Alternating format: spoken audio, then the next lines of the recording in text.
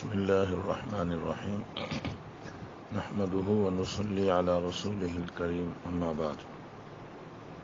ایک شخص نے امام الانبیاء صلی اللہ علیہ وسلم کی خدمت میں عرض کیا، یا رسول اللہ صلی اللہ علیہ وسلم، یہ مؤذنین یعنی اذان دینے والے فضیلت لے جائیں گے، کیونکہ اذان دینے والے کی قیامت میں گردن بلند ہوگی، جو اس کی عظمت کی طرف اشارہ ہے۔ اذان دینے والا جب اذان دے گا تو جہاں تک آواز جائے گی ہر چیز اس کے لیے بخشش کی دعا مانگتی۔ جتنے لوگ مؤذن کی اذان پر مسجد میں نماز پڑھنے آئیں گے، اللہ تعالیٰ سب کی نمازوں کا ثواب جہاں امام کو عطا فرمائیں گے وہاں مؤذن کو بھی عطا فرمائیں گے۔ تو ظاہر ہے ایک مسجد میں ایک ہی آدمی اذان دے گا نا، سب تو دے نہیں سکتے، تو یہ تو ہم سے بہت آگے چلے جائیں گے۔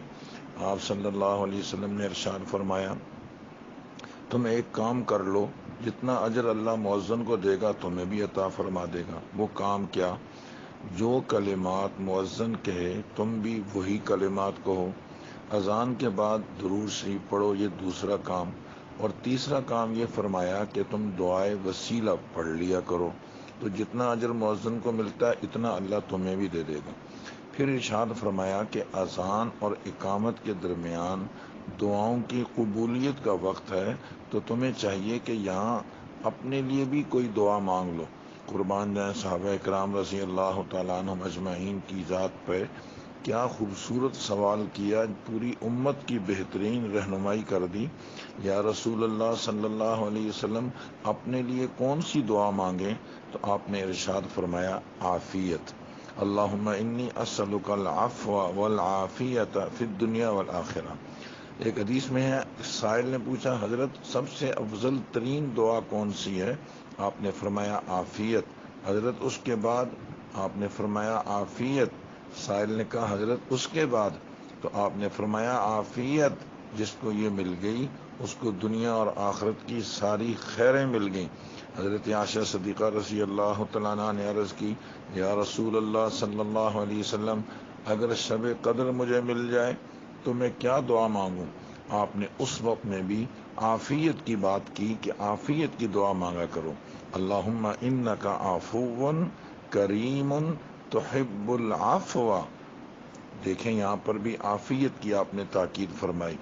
تو ہمیں بھی چاہیے کہ جب اذان ہو تو سب سے پہلے گھر میں بچوں کو خاموش کروائیں، خود بھی خاموش ہوں، اذان کے کلمات کا جواب دیں، اور اس کے بعد اذان کے کلمات کے جواب میں اس بات کا خیال رکھیں، حی علی الصلاۃ اور حی علی الفلاح کے جواب میں لا حول ولا قوت الا باللہ بھی کہہ سکتے ہیں، اور فجر کی اذان میں الصلاۃ خیر من النوم کے جواب میں صدقت و بررت کہہ دینا چاہیے، اور اقامت کا بھی جواب دینا چاہیے، اور قد قامت الصلاۃ کے جواب میں اقامہ اللہ و ادامہ کہنا چاہیے۔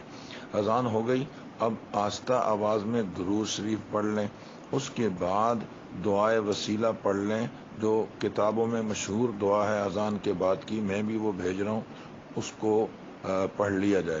اس کے بعد پھر اللہم انی اسألک العفو والعافیت فی الدنیا والآخرہ پڑھ لیا جائے۔ البتہ آپ صلی اللہ علیہ وسلم نے مغرب کی اذان کے بعد ایک خاص دعا ارشاد فرمائی، جو مغرب کی اذان کے بعد ہی پڑھی جائے۔ وہ یہ ہے کہ دعائے وسیلہ کے بعد آدمی کہے، اللہم ھذا اقبال لیلک و ادبار نہارک و اصوات دعاتک فاغفر لی۔ عام طور پر ہمارے یہاں دعائیں یاد کرنے کا ذوق کم ہے۔ ہمیں چاہیے کہ آپ صلی اللہ علیہ وسلم کی ارشاد فرمودہ دعاؤں کو شوق اور جذبے کے ساتھ یاد کریں۔ جو نورانیت آپ صلی اللہ علیہ وسلم کی دعاؤں میں ہے وہ ہماری اردو یا عربی میں یا ہماری پشتو میں اور پنجابی میں نہیں ہے، تو ہمیں ایک ایک دعا یاد کرنی چاہیے۔ دعائیں کچھ زیادہ تو ہیں بھی نہیں، چند ایک دعائیں ہیں جو روزانہ معمولات میں ہوتی ہیں۔ کھانا کھانے کی دعا، کھانے سے پہلے، کھانے کے بعد، سونے سے پہلے، سونے کے بعد، باتھ روم میں جانا اور نکلنے کی دعا، اور اذان کے بعد کی دعا، لباس بدلنے کی دعا، یہ گنی چنی چند دعائیں ہیں، آدمی اپنے معمولات میں ضرور ان کو لے آئے۔ دیکھیے آپ صلی اللہ علیہ وسلم نے 5.5 گھنٹے امت کے لیے دعا مانگی۔ کاش امت سے ایک دعا کے لیے آپ نے فرمایا کہ میرے لیے دعائے وسیلہ کیا کرو، مانگا کرو، اس پر بھی فرمایا میں قیامت میں تمہاری شفاعت کروں گا، اس میں بھی ہمارا ہی فائدہ ہے۔